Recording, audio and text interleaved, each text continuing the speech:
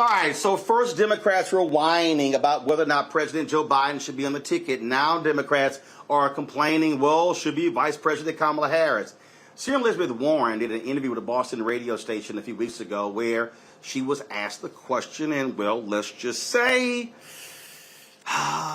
she sort of created a whole drama by not giving a ringing endorsement of Vice President Kamala Harris. Listen.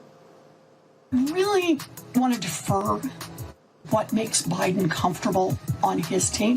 I've known Kamala for a long time. I like Kamala. I knew her back when she was an attorney general and I was still teaching, and we worked on the housing crisis together. So we go way back, but they have to be a team, and my sense is they are. I don't mean that by suggesting I think there are any problems. I think they are. Well, apparently Warren has been apologizing. She's now placed phone calls to the vice president. The VP's chief of staff has returned the phone call. Harris has not actually returned her phone call. Warren did issue in a statement. This is after the interview with the Boston National Public Radio. Quote, I fully support the president's and vice president's re-election together and never intended to imply otherwise. They're a terrific team with a strong record of delivering for working families. Let's go to my panel about this. Dr. Julian Malveaux, Dean of the College of Ethnic Studies, California State University, Los Angeles. Dr. Amakongo Dibinga, Professorial Lecturer, School of International Service, American University. Renita Shannon, former Georgia State Representative. Okay, I don't understand what the hell's going on here, Julian. Look, I've been saying this for the longest. Democrats need to shut the hell up, accept the fact that Joe Biden, yes, will be 82 years old when he runs. He is going to be the Democratic nominee, period. Vice President Kamala Harris is going to be the VP nominee, period. It's just dumb to me if they're going back and forth on this. That's what it is. Accept it, move on, focus on beating the Republicans next year. Democrats have a tendency to shoot themselves in the foot. We do it over and over and over again. And this is a prime example of that. Elizabeth Warren didn't need to say anything. All she could say was what she said in her statement. You know, I support the ticket. But instead, she's going down the mulberry bush, and she's really wrong.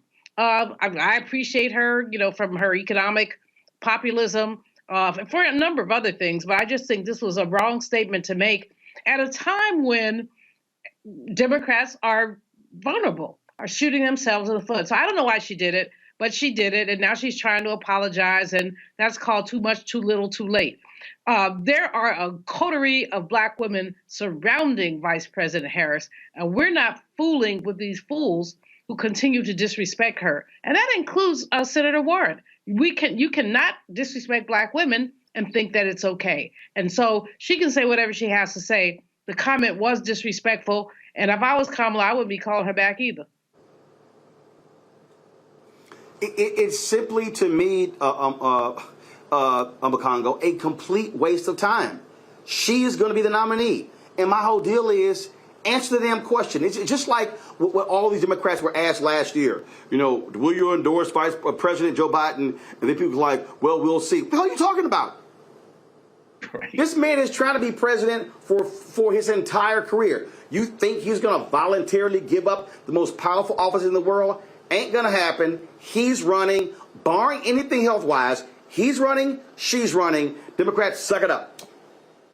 And quite honestly, it's really frustrating because it actually is bringing me back to the whole situation with Obama and Hillary when Democrats got into a big fight at the Wardman Hotel and people were talking about, oh, I'm not going to vote for Obama and all of that. And Democrats almost shot themselves in the foot that time, as Dr. Malveaux was talking about.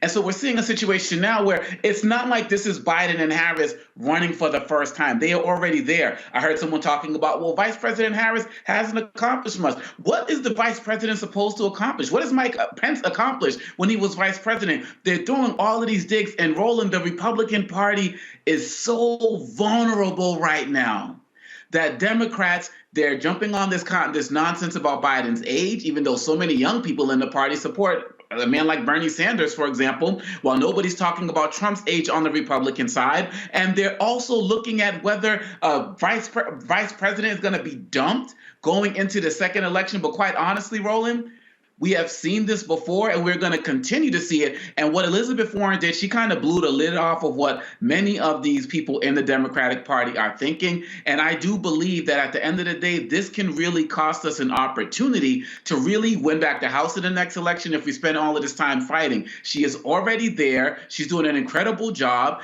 And she represents the #1 constituency for the Democratic Party. So putting out any nonsense suggesting that she shouldn't be there, we don't care how far back you knew her when y'all were teaching and all of this, when you were teaching and all of this nonsense, fall in line like the Republicans do going into 2024. But Roland, lastly, I will say, I think they also fear her being the face of the party running for president in 2028. So they're starting to just throw more shade right now, and it's got to stop. Renita, it's real simple. You can't focus on 28 until you win in 24. So shut the hell up. Put all of your energy into raising money, building awareness, talk about your accomplishments. And the reality is this here, let's just be real clear. Nobody is out there voting for the vice president. They're voting for the president. I don't care whether you're Republican or you're Democrat.